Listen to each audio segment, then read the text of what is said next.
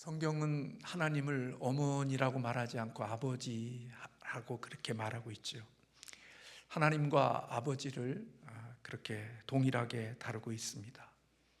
그리고 하나님 아버지는 그의 백성들을 내 장자라고 그렇게 부르셨습니다. 예수님께서도 우리들에게 기도를 가르치시면서 하늘에 계신 우리 아버지께 그렇게 기도를 드리라고 우리의 기도의 대상을 하나님 아버지라고 가르쳐 주셨습니다. 우리 하나님 아버지는 처음부터 끝까지 아버지로 우리 곁에 계시고 또 아버지로서 모든 일을 하시는 분이라고 성경은 말씀하고 있습니다. 아버지로서 이 세상을 창조하셨고 아버지로서 이 세상을 다스리십니다. 종교개혁자 칼빈은 이렇게 말을 했습니다. 우리가 바로 창조에 나타난 만물의 순서 안에서 하나님의 부성적인 사랑을 힘써 숙고해야 한다. 하나님은 앞을 내다보며 열심히 일하시는 한 가족의 아버지로서 책임을 다하셔서 우리에 대한 자신의 탁월한 선하심을 보여주셨다. 우리가 하나님을 천지 창조의 주로 부를 때마다 동시에 우리는 정말 그분의 성실한 보호 아래 양육되고 교육받는 자녀로 받아들여졌다는 사실을 명심하기로 하자. 이처럼 하나님의 은혜와 선하심으로 말미암은 크신 친밀함으로 부름받았으니 전심으로 그분을 사랑하며 섬기기를 애쓰자, 그렇게 이야기했습니다. 하나님은 자신의 피조물을 마치 다정하고 사랑 넘치는 아버지처럼 다스리신다는 말씀을 오늘 칼빈은 하고 있는 것입니다. 이렇게 하나님이 다정하고 사랑스럽고 그리고 그 모든 것들을 힘써 일하시는 한 가족의 아버지로서의 책임을 지시는 그 아버지라는 것을 이해할 때 우리가 이 땅에 살아가면서 우리가 다 이해하고 다 알 수 없는 이 땅에 일어나는 많은 섭리적인 일들 가운데 속에서도 우리는 기뻐할 수 있지 않을까 하는 생각을 해봅니다. 물론 이 땅에 아버지로서의 부족한 부분들이 많기에 하나님을 아버지라고 부르면서 만약에 하나님의 아버지와 같은 분이라면 나는 하나님을 믿지 않겠습니다라고 말하는 사람도 있다는 이야기를 듣지만 이 땅의 육신의 아버지가 아닌 하늘의 아버지는 우리를 그렇게 다정하고 사랑스럽고 가장 소중한 것으로 우리를 다스려 주시는 분이라는 것입니다.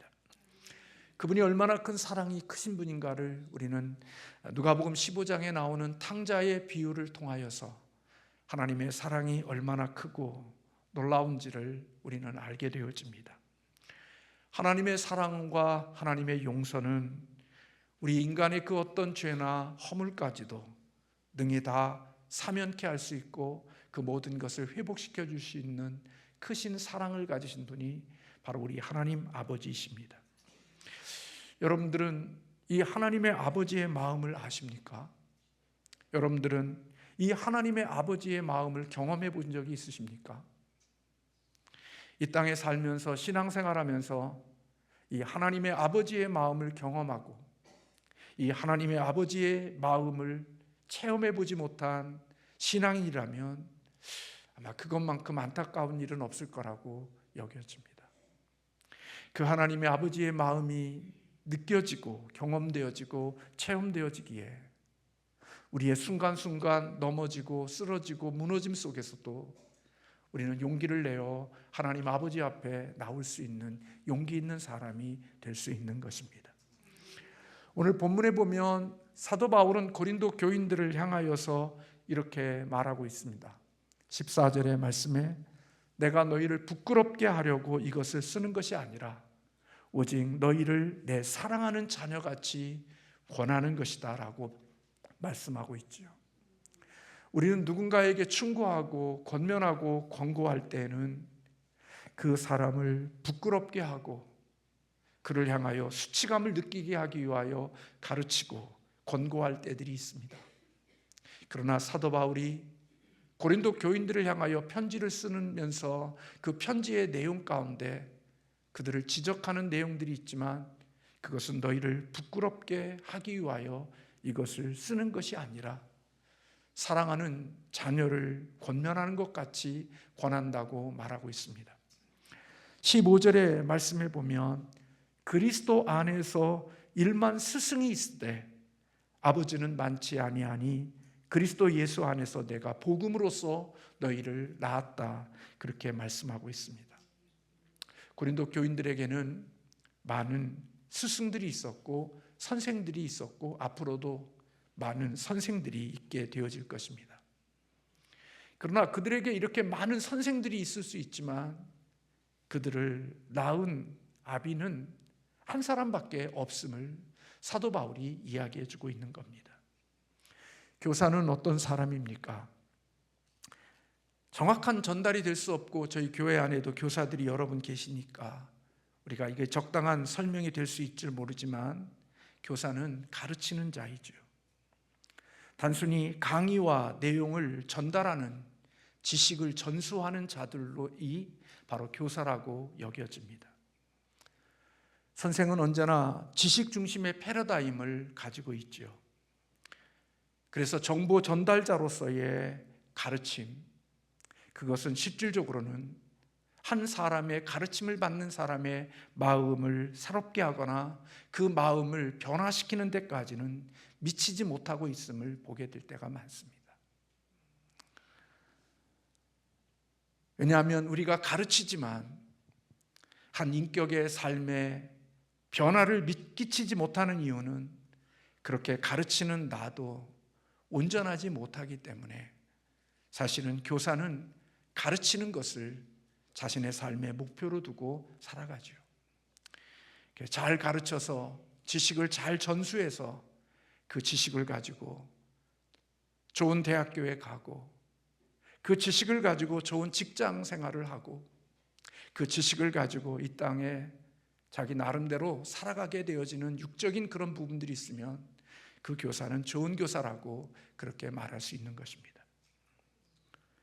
그러나 교사와 달리 아버지는 그를 가르치는 것으로 끝나는 게 아니라 그를 낳은 자라고 이야기하고 있습니다. 해산의 고통을 통하여서 낳은 자식이 바로 아들이고 아버지가 되는 거지요. 여러분들이 잘 아는 대로 아버지는 단순히 지식을 전달하는 전달자로서 아들 곁에 있지 않습니다. 정보를 제공해주고 지식을 전달하고 그것으로 모든 것이 끝이라고 생각하지 않습니다. 아버지는 자식을 낳은 다음부터 그 자식을 위하여 많은 수고와 노력을 하고, 그리고 단순히 그가 지식을 아는 것으로 끝나는 게 아니라 한 사람의 온전한 인격체로서 이 세상을 살아갈 수 있는 사람이 되기 위하여 수고와 헌신과 희생을 아끼지 않는 것이 바로 아버지라고 여겨집니다. 오늘 바울은 고린도 교인들의 영혼을 얻기 위하여 그렇게 해산의 수고를 통하여 그들을 얻었고, 그리고 해산의 수고를 통하여 얻은 자녀이기에, 영적인 자녀이기에 그들은 교사가 가질 수 없는 아버지의 마음이 오늘 고린도 교인들에게 있었음을 오늘 본문에서 밝히고 있는 것입니다. 교사들은 학생들을 가르치고 자기의 있는 지식을 전수하는 것으로서 모든 것들이 끝일 수 있지만, 아버지는 낳은 그 자녀가 평생 그의 인생을 살아가는 동안에, 그 생명이 있을 동안에 애정을 가지고 그를 돌아보는 것이 바로 아버지의 마음이라고 생각이 됩니다. 바울은 단지 고린도 교인들이 성경을 너무나도 잘 알고 그리고 성경에 대해서 많은 것을 가르치는 성경 교사가 아니었습니다. 그가 고린도 교인들 곁에 있었던 것은 그들이 유능한 성경 박사를 만들어내기 위하여 그들 곁에 있었던 것이 아닙니다. 바울은 그들을 스카이 대학교에 들어가기 위하여 정보와 지식을 가르쳐주는 자로 그들 곁에 있지 않았다는 것입니다. 바울이 그들 곁에 있었던 것은 그들이 예수 그리스도의 생명으로 태어난 그런 자들이 그 태어난 자의 생명답게 이 땅을 살아갈 수 있는 자들로 그들을 세우기 위하여 진리의 말씀을 가르치고 성령을 따라 그들이 성숙한 사람들이 되어지기를 위하여 해산의 수고와 희생과 헌신과 수고와 고통의 그 모든 시간들을 함께하는 사람이 바로 바울이었음을 우리에게 가르쳐주고 있는 거죠. 그들이 하나님의 형상으로 변화되어 그 형상에 걸맞는 사람이 되기까지, 천국 시민으로 이 땅을 살아갈 수 있는 그러한 자리에 이르기까지 삶의 변화와 성품의 변화를 꿈꾸고 바울은 그들 곁에 있었음을 우리에게 가르쳐주고 있는 것입니다. 그는 정보를 전달하는 교사가 아니라 그는 영적으로 참된 부모였음을 그들에게 가르쳐주고 있습니다. 바울은 갈라디아서 4장 19절에서 나의 자녀들아 너희 속에 그리스도의 형상이 이루어지기까지 다시 너희를 위하여 해산하는 수고를 한다, 그렇게 말했습니다. 이 세상의 좋은 교사, 그들은 단지 정보만을 가르쳐주지 않고 오늘 바울과 같은 그런 마음을 가진 사람일 수도 있겠지만, 오늘 바울은 영적으로 복음으로 낳은 그들이 다시 그리스도의 형상이 이루어지는 그때까지를 위하여서 내가 다시 해산의 수고를 한다라고 바울은 갈라디아 교인들을 향하여 밝히고 있는 것입니다. 그는 단순히 정보와 지식을 전달하는 사람으로 끝나는 것이 아니라 아버지로서 그의 삶의 작은 부분까지 온전한 한 그리스도인의 인격을 가진 온전한 사람으로 구비되어지고 세워지기 위하여 양육하고 훈련하고 그 일을 위하여 희생하고 섬기고 애쓰는 노력이 바울에게 있었음을 우리에게 가르쳐 주는 거죠. 성도를 가르치는 받는 사람으로만 여긴 게 아니라 그를 자녀로 여긴 사람이 바울이었습니다. 그렇기 때문에 바울은 그들을 향하여 힘들고 불편하고 그들의 마음을 찔리게 할 수 있는 이야기를 함에도 오늘 본문에서 내가 너희를 부끄럽게 하려고 내가 이 말을 하는 게 아니라고 밝히고 있는 겁니다.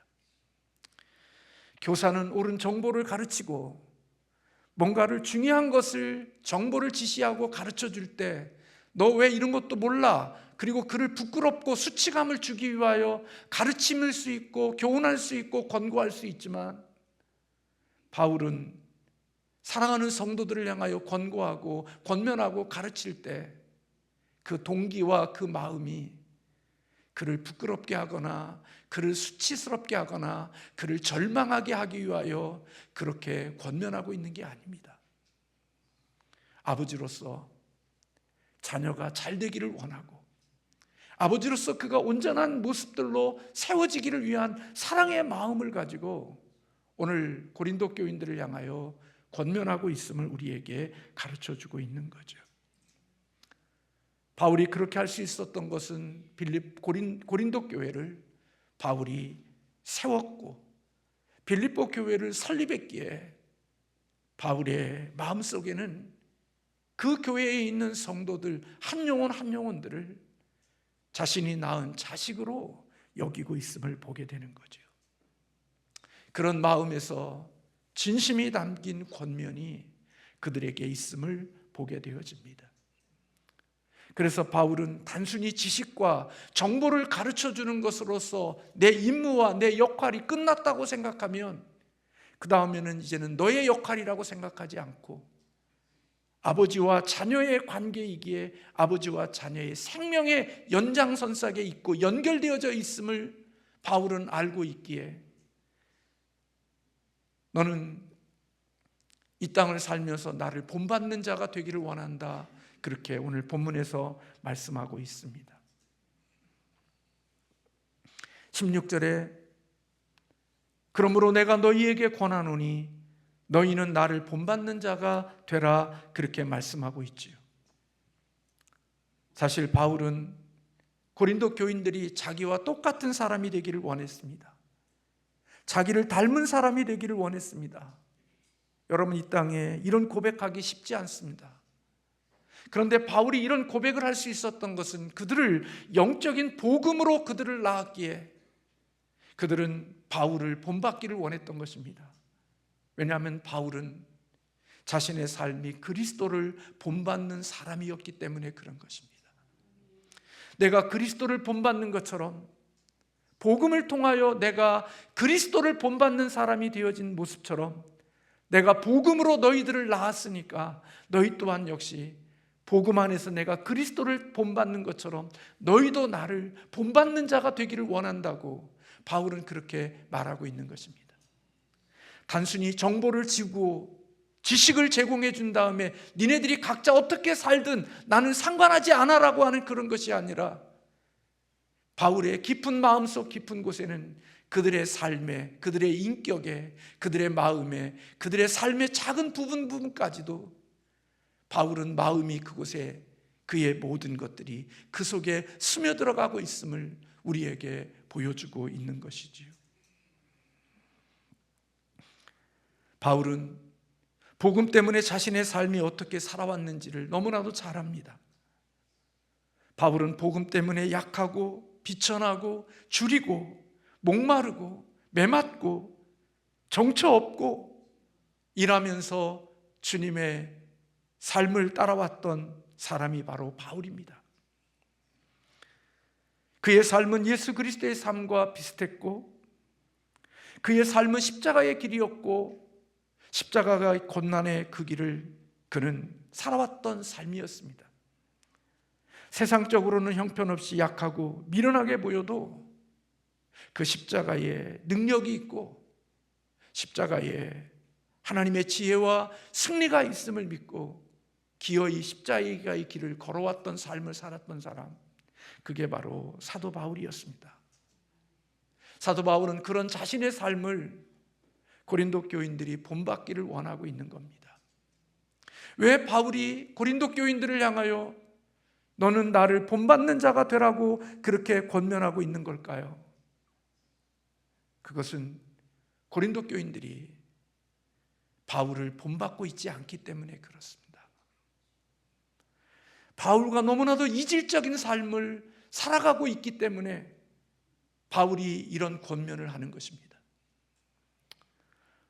오늘날은 여러 가지 환경과 형편 때문에 뭔가를 가르치고 나면 그것이 끝이고 그 학생이 어떻게 변화되고 어떻게 살아가는 데까지 깊이 관여할 수 없는 그런 구조 속에 우리가 살고 있지만 사도 바울은 그들을 가르치고 가르친 그들이 하나님의 자녀답게 살지 못하는 그런 모습들을 보면서 그들이 하나님의 자녀다운 삶을 살아갈 수 있도록 하기 위하여 애쓰고 수고하고 헌신하고 희생하는 수고를 오늘 바울은 하고 있으면서 너희는 나를 본받는 자가 되라고 말하고 있는 것입니다.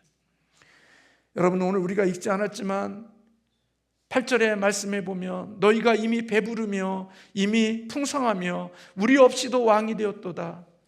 우리가 너희와 함께 왕노릇하기를 위하여 참으로 너희가 왕이 되기를 원하노라.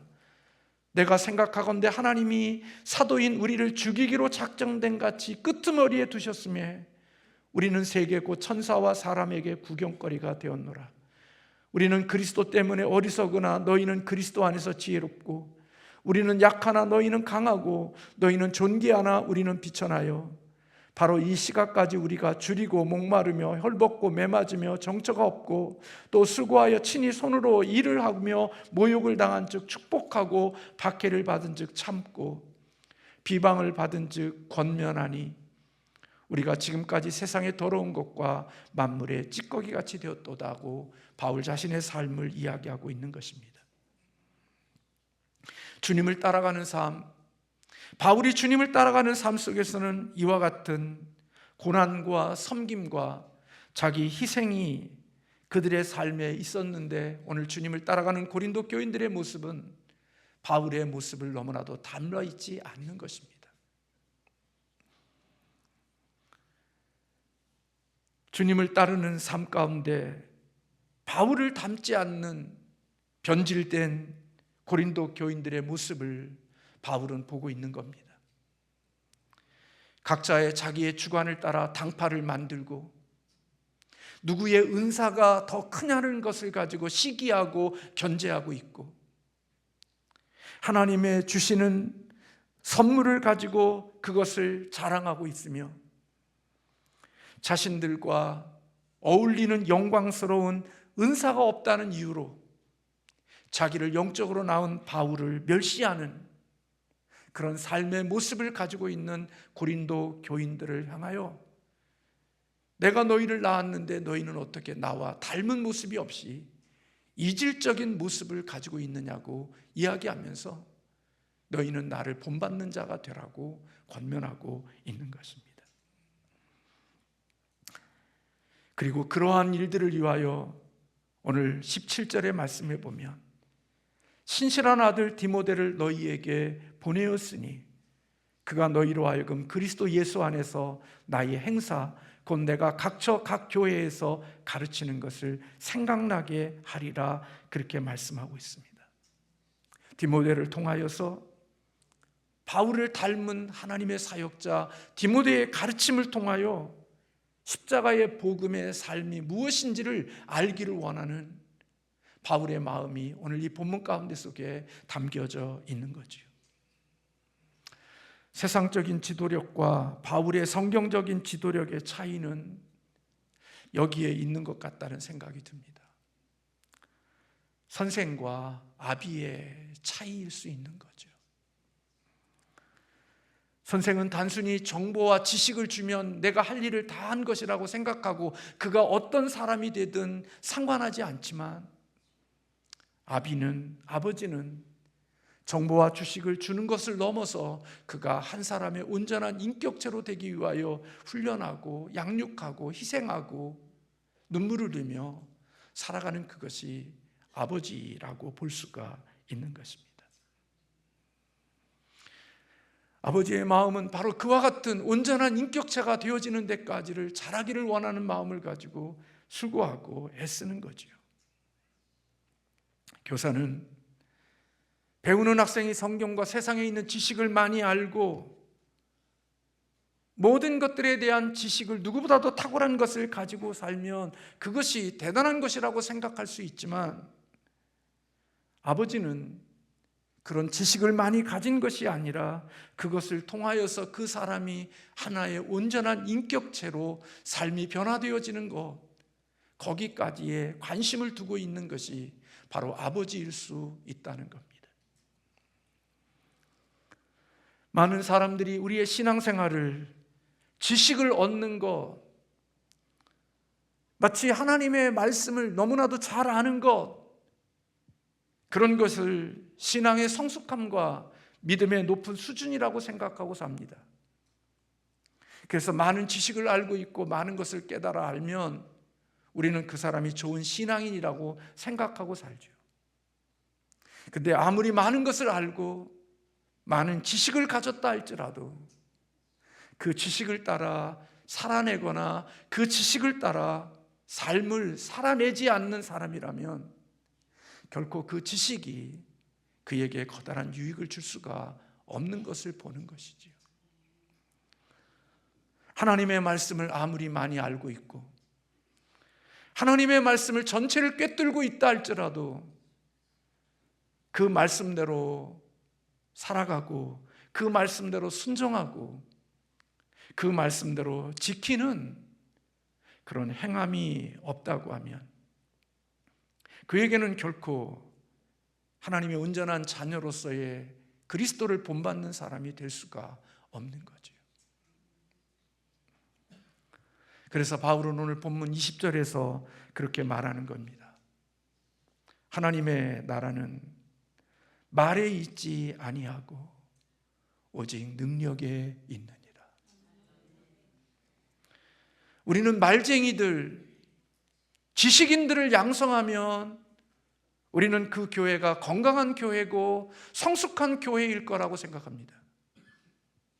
그런데 지식인들과 지성인들을 만들었는데 순종하는, 그리고 복종하고 주의 말씀을 따라 살아가지 않는 지성인들, 지식인들, 그들에게는 능력이 없습니다. 저를 포함하여. 머리로는 많은 것을 알아도 그 아는 말씀에 따라 내가 순종하고 그 말씀으로 내 삶을 영위해 나가지 않으면 그는 그 지식으로 능력 있는 삶을 살아가고 그리스도인의 탁월한 능력 있는 그리스도를 닮는 자의 삶을 사는 게 아니라 그 지식으로 비판하고 정죄하고 판단하고 그런 일에 모든 지식을 동원하여 쓰는 것입니다. 그래서 지식인인데, 지성인인데, 그것도 온전한 지식이고 온전한 지성이라 할지라도 그것이 순종의 자리로, 하나님 앞에 복종의 자리로 나아가지 않으면 그 지식은 남을 비판하고 남을 정죄하는 일에 그 모든 지식이 쓰여지기에 하나님 나라의 능력은 결코 나타나지 않는 것입니다. 그가 말하는 것을 보면 그의 삶에 하나님의 나라가 왕성하게 이루어질 것처럼 느껴지지만, 목사가 아는 성경의 지식, 우리가 알고 있는 성경의 지식이 우리의 살아가는 삶의 공간을 천국으로 풍성하게 만들어갈 것 같지만, 그렇게 하나님의 말씀을 아는 똑똑한 사람인데, 지식인인데 그 가정에 들어가 보면 하나님의 나라가 쪼그라들어 있고 그가 가진 지식과 지성으로 남편을 헤집고 있고 아내를 헤집고 있고 자식을 헤집고 있고 부모를 헤집고 있고 서로 비판하고 정죄하고 판단하는 일들로 인하여 그 가정이 엉망이 되어져 있는 가정들도 많이 있을 수 있는 겁니다. 그러나 하나님의 말씀을 많이 알지 못해도 그 알아진 하나님의 말씀을 따라 자신이 살아내고 순종하고 그 말씀을 지키는 자리에 들어가게 되어진 가정들을 보면 그 가정들에는 하나님의 능력이 그곳에 있는 것입니다. 사랑이 있고 평화가 있고 격려가 있고 따뜻함이 있고 위로가 있습니다. 근데 그렇게 잘났고 똑똑하고 대단한 지식인데 그게 가면 아무것도 없이 사단이 가득한 어둠의 공간으로 그 공간에 채워져 있는 이유는 하나님의 나라는 말에 있는 게 아니라 하나님의 말씀 앞에 순종하고 지키고 살아갈 때 하나님의 능력이 그곳에 있게 되는 것입니다.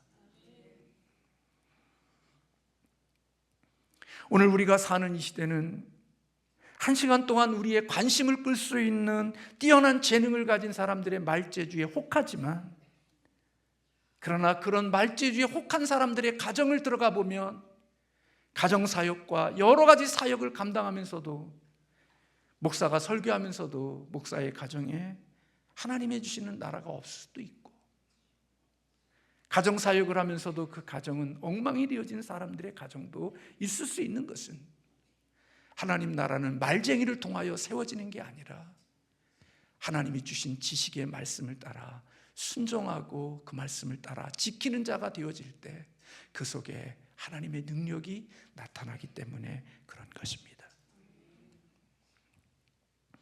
예수님은 성경을 가장 잘 아는 지식인, 지성인들을 우리 주님이 세우기 위하여 사람을 부르신 게 아닙니다. 주님이 우리를 부르심은 자기를 닮은 제자를 삼기 위하여 우리를 부르셨다는 것입니다. 오늘 바울은 이 일을 위하여 수고한 겁니다.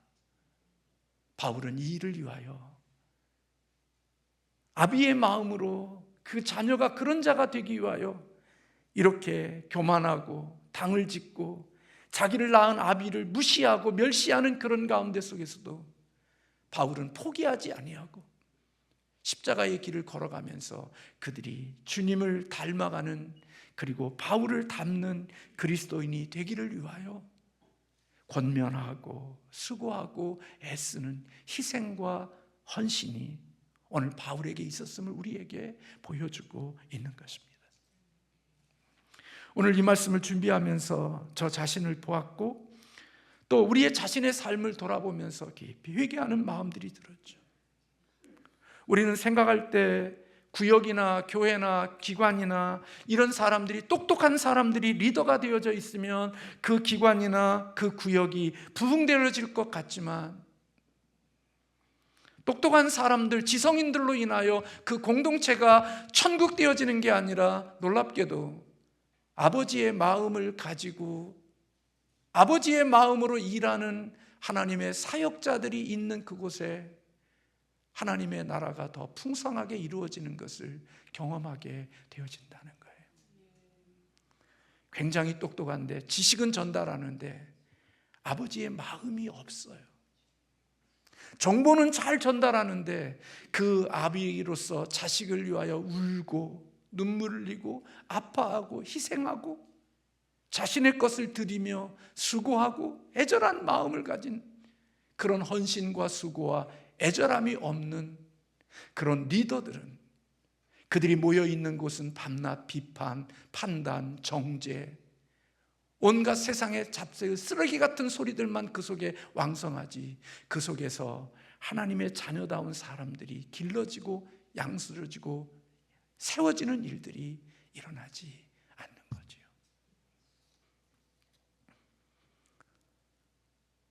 오늘 바울은 선생이 아닌 아비의 마음으로 고린도 교인들에게 서 있었음을 보는 겁니다.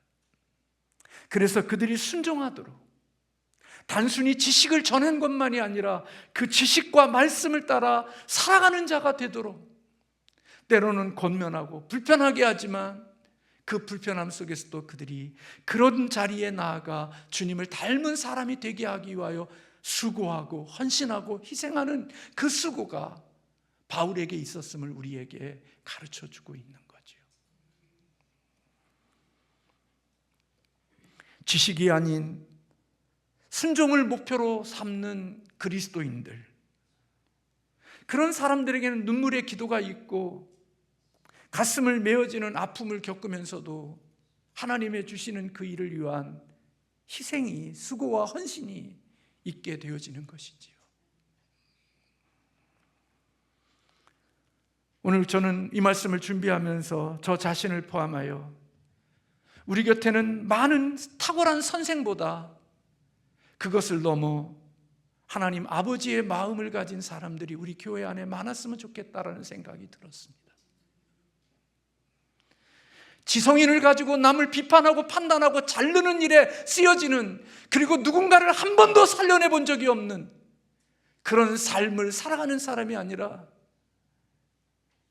아버지의 마음과 아버지의 마음을 가지고 이 땅을 살아갈 수 있는 목사, 아버지의 마음을 가지고 이 땅을 살아가는 사람들이 되었으면 좋겠다라는 생각이 들었습니다.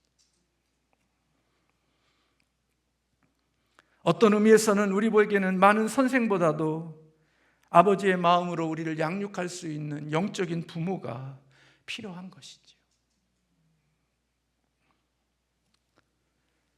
도은미 소장은 그가 쓴 요 근래에 나온 책에서 가족하는 능력, 그 가족하는 능력은 애쓰고 수고하고 희생하고 사랑하고 합당한 값을 지불하는 훈련이 가족하는 능력이라고 정의했습니다. 어른이 되어져 간다는 것, 그것은 바로 가족하는 능력을 갖추어 가는 게 어른이 되어가는 것이라고 정의를 했어요. 가족하는 능력이 없으니까 밤낮 자기만을 주장하고 자기만을 생각하니까 가족의 평화나 가정의 화합이나 가정의 유익을 이루지 못하는 거예요. 그런 가정을 살아가는 사람이 교회에 와서 교회의 가정에서도의 가족을 이루어가는 능력이 없는 사람이 교회에 와서 교회를 섬길 때 하늘 가족을 이루어가는 능력이 그에게 없으니까 그로 인하여 공동체가, 가족이 세워질 이유가 없다는 겁니다.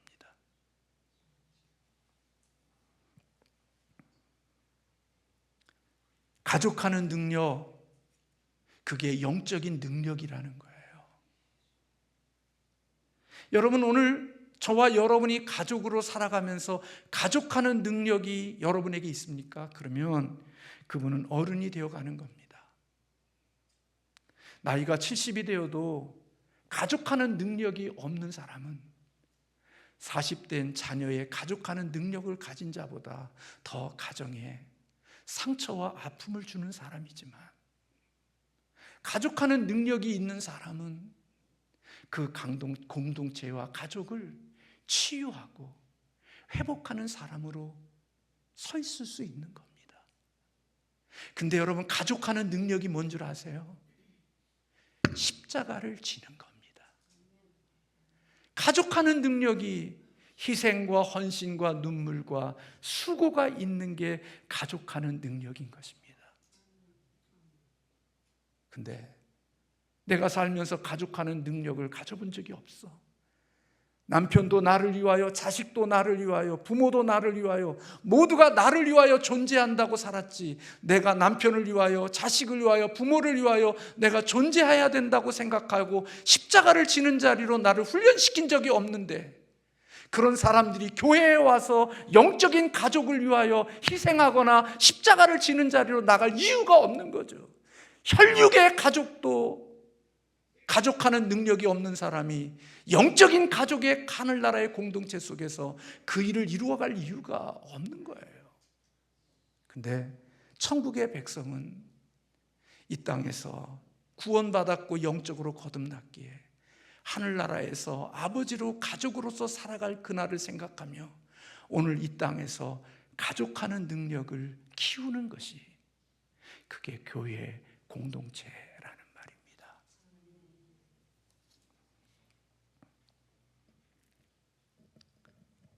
아버지의 마음으로 행하는 목사, 아버지의 마음으로 살아가고 있는 교회의 일꾼들이 많아지면 하나님의 나라는 더 이곳에 풍성하게 이루어질 것입니다. 여러분의 가족이 여러분의 자신을 놓고 가족하는 능력을 기르고 가족하는 능력을 훈련하면 여러분이 살고 있는 그 가정은 훨씬 더 풍성한 가족이 될 수가 있습니다. 저 자신도 생각해 보면, 내가 죽으면 우리 가족이 더 행복할까, 더 불행해질까? 여러분, 내가 없어지면 가족이 아픔이 있는 가정을 만들어야 됩니다. 내가 없어짐으로 가정이 더 행복해지고 더 좋아지는 그런 것이 아니라, 가족하는 능력은 내가 없으므로 그 가족이 아프고 힘들어할 수 있는 그 가족을 만들어가는 게 제가 볼 때 가족하는 능력이고, 그게 십자가를 지는 삶이라고 여겨지는 겁니다. 바울은 그런 마음으로 인생을 살았다는 겁니다. 그래서 교회를 세웠고 그렇게 제자다운 사람들을 만들어 간 것이죠. 사랑하는 성도 여러분, 저는 저와 여러분이 교회 안에서만 멋진 신앙인이 되기를 원치 않습니다. 가족에서 가족하는 능력을 훈련하지 않고 배우지 않았고 그렇게 살아본 적이 없는 사람은 교회 안에서도 결코 그렇게 살아갈 능력이 없습니다. 내 가정에서 가족하는 능력을 배우고 훈련하고 그렇게 십자가를 지고 자기를 죽이는 법을 배우면서 누군가를 가족하는 능력으로 인생을 살아갔던 사람들, 그들이 영적인 가족에 들어와서 내가 혈육으로서 그런 삶을 살았기에 영적인 가족으로서 하나님을 아버지로 섬기는 우리 같은 자녀로서 가족의 마음으로, 아비의 마음으로 교회를 돌보고 교회를 섬길 때 놀랍게도 그 안에서 생명이 살아나는 역사가 있는 것입니다. 저는 우리 교회가 그런 교회가 되기를 주님의 이름으로 소원합니다. 아비의 마음이 없는 교사로서 끝나는 것이 아니라 그걸 넘어 진짜 바울이 아비의 마음으로 살아가는 목사, 아비의 마음으로 가족으로 살아가는 마음이 있기에 가족은 용서하고, 가족은 내 것을 줄 수 있고, 가족이기에 포기할 수 있고, 가족이기에 양보할 수 있고 가족이기에 더 많은 곳을 갈 수 있는 것처럼 하나님 나라에 가족하는 능력이 더 많아지는 아비와 같은 심장으로 살아가는 우리 교회가 되기를, 그리고 담임 목사 우리 모두가 되기를 주님의 이름으로 축복합니다. 그런 교회가 되어지면 하나님은 우리가 이제까지 가족하는 능력이 없는 사람들이 살아가는 공동체가 아닌 그런 능력을 가진 자의 삶을 살아가는 모습이 될 때 이제까지 경험할 수 없고 맛볼 수 없는 하나님의 신령한 은총들을 맛보는 교회가 되어질 줄로 믿습니다. 기도하겠습니다.